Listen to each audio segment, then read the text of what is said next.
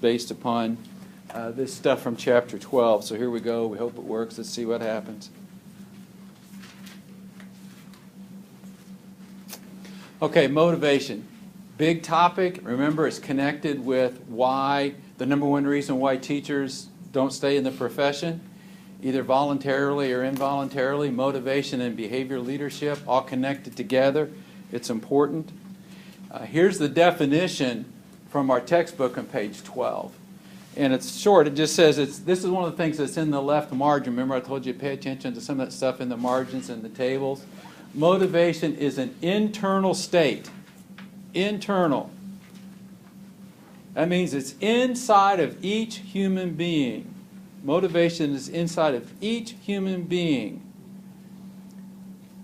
I believe that to get there inside, internal, it has to be in our genes. And so do some other psychologists. That it's a genetic condition. And I don't care whether it's evolution or creation or a combination of the two, that it's just in the genes, that human beings, and you look at the next part of this definition, it says arouse, that there is an internal state that arouses, directs, and maintains. I think another word for arouses is drives, engages, pushes. So I think all of us have this internal state that drives us forward, arouses and drives us forward to get what we want, to get something. And how do we get something? It's by behavior. So motivation is an internal state that arouses, directs, and maintains behavior to get me what I want. Now, I don't want you to think that that's hedonistic or a real shallow kind of thing, to get me what I want. It could, charity, compassion, fellowship, helping others, all those things fit in that get me what I want. If that's something that you want to do, then this motivation to move forward propels you to do that. Now here's something interesting. If you believe this definition, which I do, I hope you do, it's pretty simple. There is no person who's unmotivated.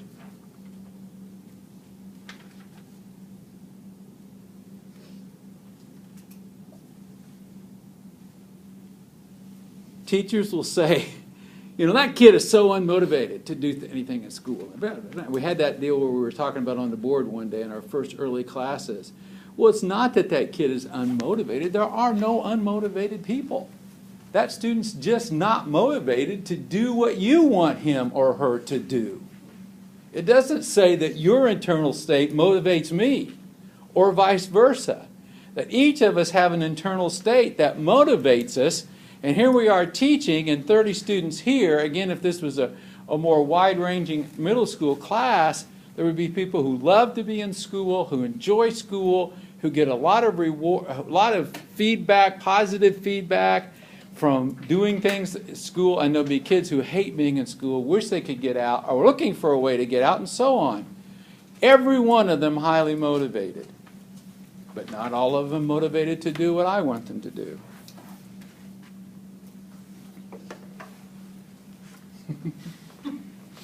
There's my adolescent. So all adolescents are highly motivated. All people are highly motivated.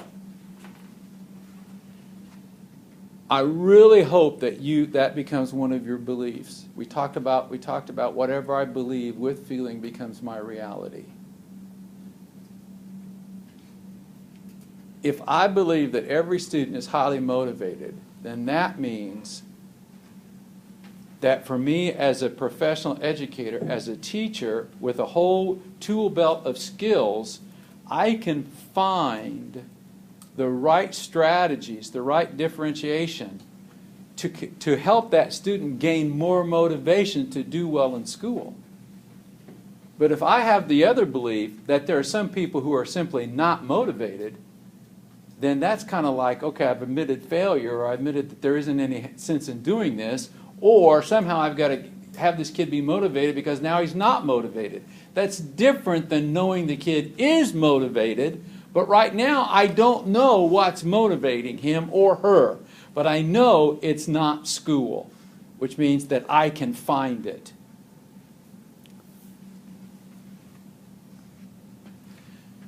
Now, certainly, this is intrinsic motivation that I'm talking about. I mean, if it's in your genes, if it's inside every one of us, if it's an internal state that arouses and directs behavior, then that's intrinsic motivation. And intrinsic motivation from the textbook says that intrinsic motivation is a natural tendency to seek out. Always in Star Trek, they talked about human beings being explorers. We're going to seek out, to go boldly where no person has gone before.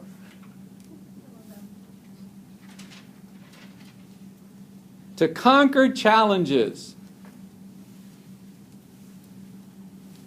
And again, this is all in your book too. And so I think it's a good idea to take some notes, but you also it's going to be there, and I will put this up on YouTube for you. Pursue personal interests. So intrinsic motivation, I believe with intrinsic motivation that everybody's highly motivated, that every human being has a natural tendency to seek out and conquer challenges, to pursue personal interests and challenges, and exercise our capacities. That's a long mouthful. Some kids find that they can do that in school. Some students find that they can conquer challenges, pursue personal interest, exercise their capabilities in school and classrooms, and some students do not find that they can do that. What percentage of kindergartners are finding this to be true? We estimate that anywhere from 90 to 95% of kindergartners find that in kindergarten, in the kindergarten classroom, they're finding those things. They have a natural tendency to seek them out, and they find them. And it kind of goes along with doing your best work. If you're motivated, you do your best work. And we talked about by the time they get to be sophomores in high school, which is the lowest level of quality work, because in junior and senior year it goes up, about 10 to 15% of students are finding that at school. Is it your fault? No, it's not now. It could be.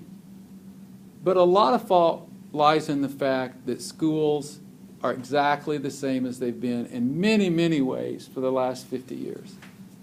If Rip Van Winkle fell asleep for 20 years, he fell asleep in what? 1994. And he came back. Banks wouldn't be the same, hospitals wouldn't be the same, cars wouldn't be the same, schools would be the same. It would look the same. He'd be very comfortable in a school. So I think I wrote up there, it's hard to, so there, I wrote the word power.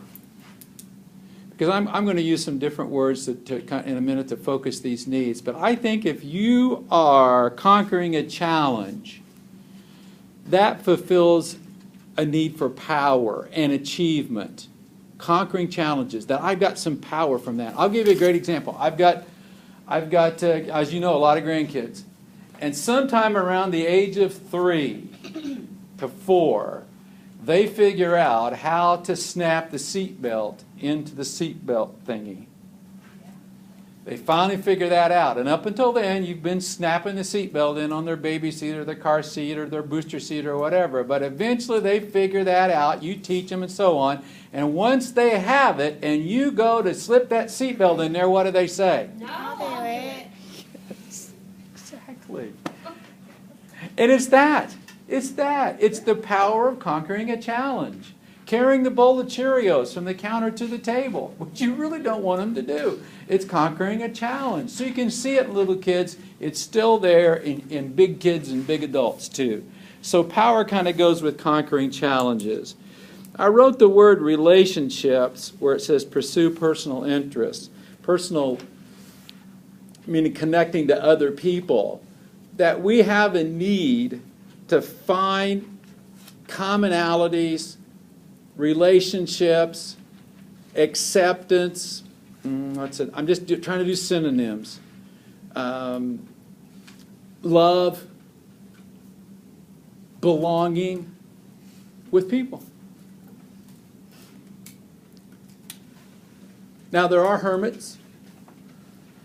So how do they get that filled? A lot of them who are doing prayer or are monks or cloistered, vow of silence and all those things, because they're getting that relationship with God. They're God. But we seek out this connection to other people and relationships. And finally, the capabilities, exercise our capabilities. They read the Declaration of Independence before the Super Bowl last night, which I thought was cool. Thomas Jefferson, what a writer. That, yes, that we all want to exercise our capabilities, as we did when we broke away from Great Britain, and that's freedom and choices. Freedom, choices. Everybody, intrinsic motivation. Fun. It's not up there. It's maybe the one that's maybe hardest to say, is that in your genes? Well, I think it is. Again, look at little kids. You've heard the expression, you can't teach an old dog new tricks. And the reason people love puppies is because puppies play all the time. They play. They chase their tail, they bark at stuff, they sniff, they go around, they lick you on the face, they do all this. People love puppies. And they chase the ball, and they chase this, and they do that, and they bite this, and they growl at people. And then after they're about a year old, they stop a lot of that. They don't play as much. And the reason is because they've learned everything that they need to know in 1 year to be a successful adult dog. They know who to bark at, who to growl at, who to lick, who to bite. They know where to pee and where to poop. I mean, you can go on. And they got it figured out, so they don't need play. Play becomes a means to learning for the dog. Well, human beings never. Maybe you can't teach an old dog new tricks, but you can teach an old human being new tricks. You can go to where older residents live in shelter communities and different homes, and they still love to play. I just remember taking I think I told you this too, my grandson to the Alzheimer's unit with a ball, and everybody there who couldn't tell you who they were or who you were played ball with him for about 40 minutes, bouncing the ball and throwing the ball. So I think that there is this need for us to have some fun. So intrinsic motivation.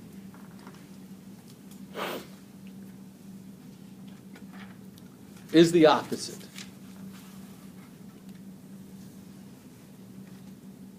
It's not an internal genetic desire.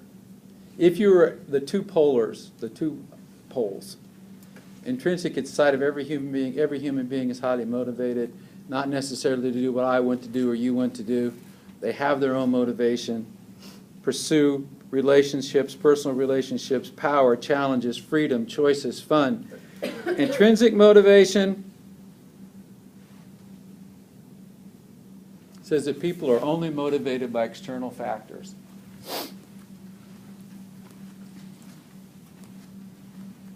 The shiny baubles, the trophies, the blue ribbons, the money.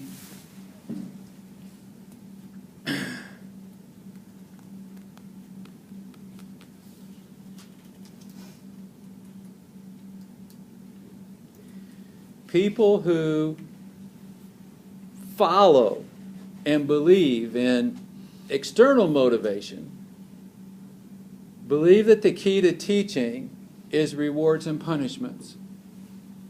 That I can get you to do what I want you to do, meaning every student, by rewarding you when you do what I want you to do and punishing you when you don't do what I want you to do. And you will want to avoid the punishment, so you will do what I tell you to do.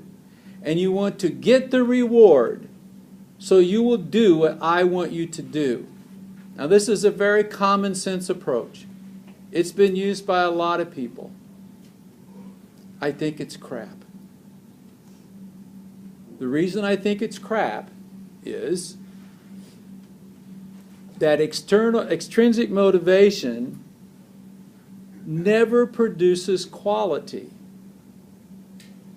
Never produces quality. If I punish you, you may indeed do something to avoid the punishment, which may be doing what I want you to do. It also may be you decide to kill me. I mean, seriously, that's happened. Punch me in the face. Or I reward you. You may decide you're going to do it because you want that, but then it's got to be something else that you want. And it's never quality. It's simply, I got to avoid the punishment or I got to get the reward. And in schools, that's what's held on to our mediocrity. Extrinsic motivation and rewarding and punishing a behavior has kept us stuck in the mud for 150 years.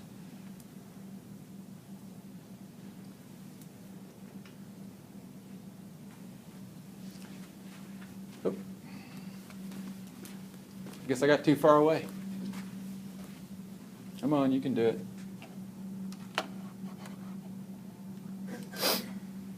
So again, this is from a margin of your book.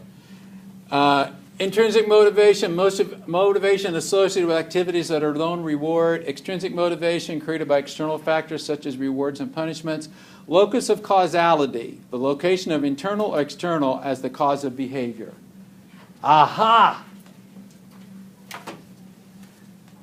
That's big.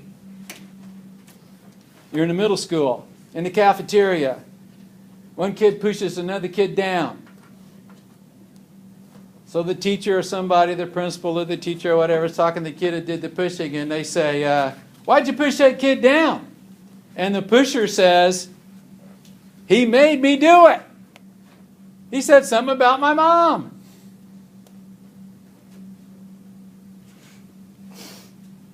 The vast, vast majority of people believe I am not in charge of my behavior. Something made me do it. He made me do it. My mom made me do it. The dog made me do it. You made me do it. Life made me do it. Behavior is outside of myself. It's an easy excuse, and it keeps people from reaching quality. And that's what education needs. We need quality. And we're not getting it because we accept that crap. There are some educators who are saying nobody makes you do anything. Let's rephrase this question. What were you thinking when you made the choice to push him down? I don't know. What were you thinking when you made the choice to push him down? He made me do it. That's all I know is he made me do it. That's not the point. What were you thinking when you made the choice to push him down? I was angry because he said something about my mother. There we go. We hope we get that. But you use the broken record. Locus of control. A person who's responsible, and I hope you all are responsible, knows that behavior comes from my choices. It's internal. The cause of behavior is internal. Most of the people who believe it's external are in prison. No, that's a wrong statement. Most of the people in prison, probably 99%, believe their behavior was caused by external forces. This is from page 431, if you want to find that in your book. All right. Now, this is from right around there, right around 431. We have in this chapter some different theorists, and let me see if I can.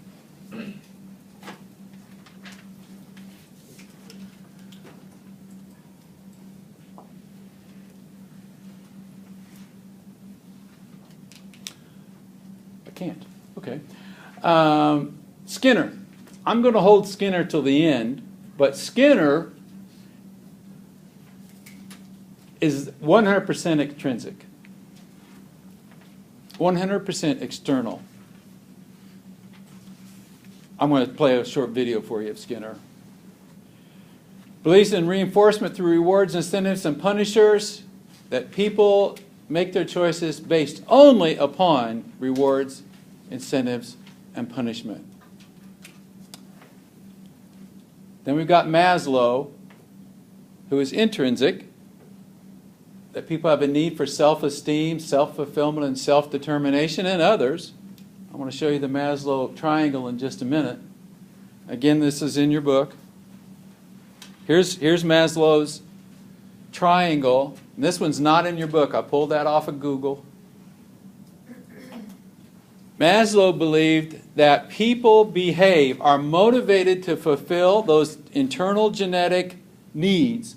He called the lowest ones physical. Breathing, food, water, sex, sleep, homeostasis, excretion.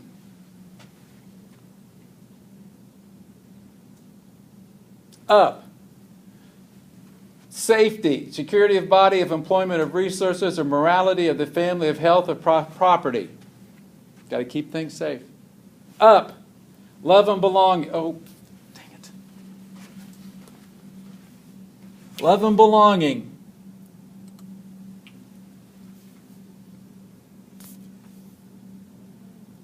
Friendship, family, sexual intimacy. Notice that sex is up there twice.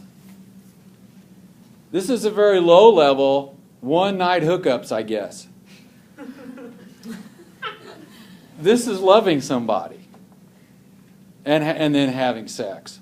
And there's a big difference.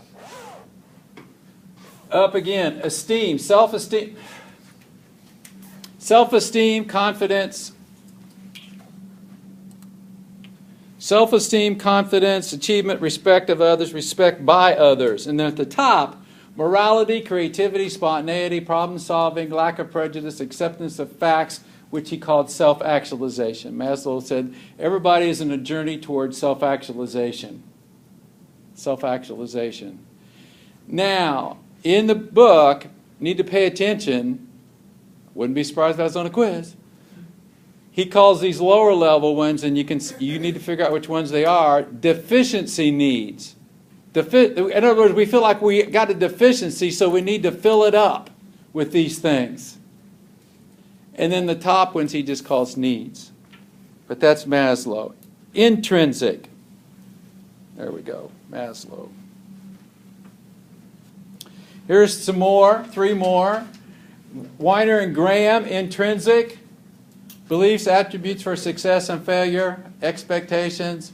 Locke, Latham, and our friend Bandura, one of the Fantastic Five. Intrinsic and extrinsic, a little bit of both. Goals, expectations, intentions, self-efficacy. And Lave and Wenger, engage participation in learning, maintaining identity through participation in activities of group. Now, intrinsic, I'm going to talk about one. The reason I like Glasser, William Glasser, MD, is because to me he takes this whole thing and makes it real simple to understand. I like simplicity. I like to take some of these complex things and just explain it to me as if I'm 5. So, and Glasser does that in a way that makes sense. He takes all these things that we've talked about so far and he makes them in a way that makes sense. Let's see if we're good. And this is page 434. So that's the overlook, I think, of chapter 12. Now, there's one more.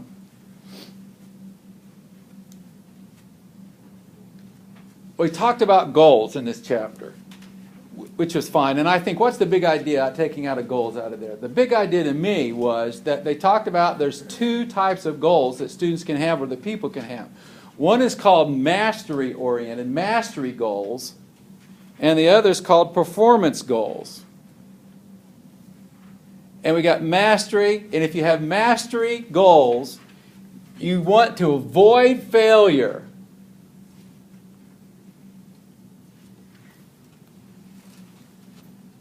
You see your own ability as, hey, my ability is what I got. It ain't going to get any better, and I hope it doesn't get any worse. And I'm going to try to avoid failure and get success. I want to prove that I can do it. Page 446. Then the other type of goal is, there's performance, I got to look at these again. The 2 types of goals, one type of goal is where I want to learn how to do it.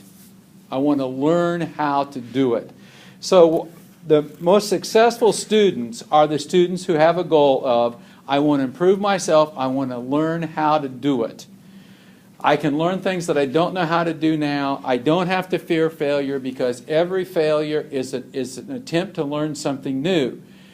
Edison used to talk about there is no failure. It took him about 5,000 attempts to make the light bulb, and he never saw it as 5,000 failures. He saw it as 5,000 victories. I have learned another thing that will not produce light, as he was trying to make the filament inside the light bulb. I don't know if I'd have the wherewithal to stick to it 5,000 times, but Edison did. Now this, in this chapter, is talking about emotions. Amygdala, the fight or flight response, emotions. Part of the brain, that's when I was talking about this, it's in the back part of the brain. Interpretations of the situation and information, it gives us the emotional reactions. All right, gives us the amygdala,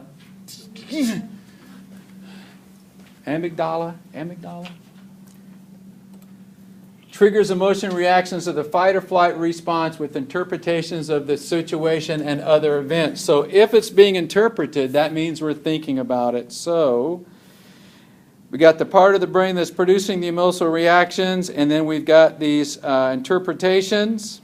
So where do feelings come from?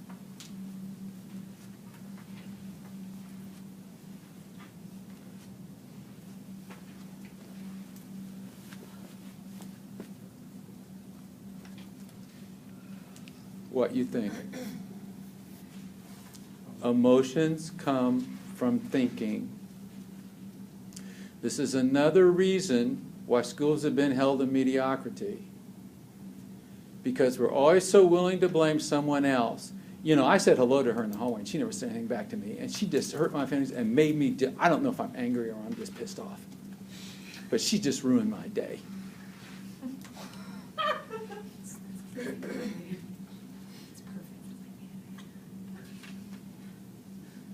No one can make you feel anything. Somebody else thinks about it and thinks, well, you know, she's probably thinking about something else, and so didn't even see me in the hallway. That's her. She hardly sees anything. Emotions come from what we think. Emotions come from what we think. So, I have a lot of pet peeves, as you know. I strongly encourage you to take a word out of your vocabulary, and that word is make, in relationship to feelings. Never, never, never ask a student, how did that make you feel? Stop it! If you do that, wear a sign so the student will know, I'm stupid, I did not pay attention in Ed Psych. So I will ask you this stupid question. Please ignore me when you leave the room. Stop it! If you lead the student to believe that something made that emotion, that says the student has no power. That the other thing must change. You're making students powerless. Ask the student, how did you feel when? All you did was take out the word make. How did you feel when? And then they say, well, I felt really mad. And you can say, what were you thinking? And that kind of gets to the crux of the idea. But as long, and by the way, if you ever go to a counselor, and I am nationally certified in mental health, and the counselor says to you, well, how did that make you feel? Say to them, you're a fraud, you're a quack, I've been warned about people like you, I'm not paying you, and I'm leaving now. And you can use my name. I don't care. We're being beaten over the head with how did that make you feel. I watch TV programs all the time, and they're supposed to have a counselor on there, and they get it right about 10% of the time. 90% of the time it's, well, how did that make you feel when he shot you in the leg? How did you make you feel when you caught your wife in bed with the other guy?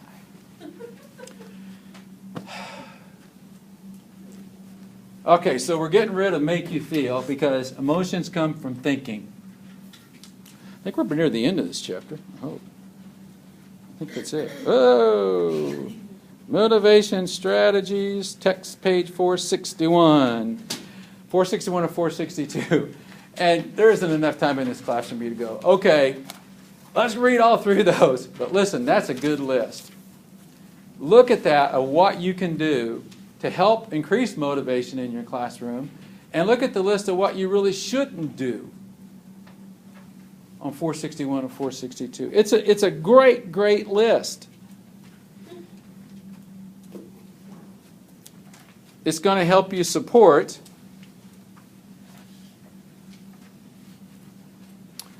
the top list is support motivation. The bottom list is do not do these things. They do not support motivation. Really good list.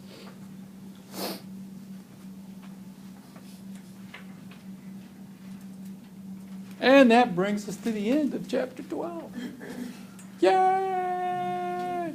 Let's take a break. It's a little bit early. Let's take a break. Come back about 5 after 7 if you would.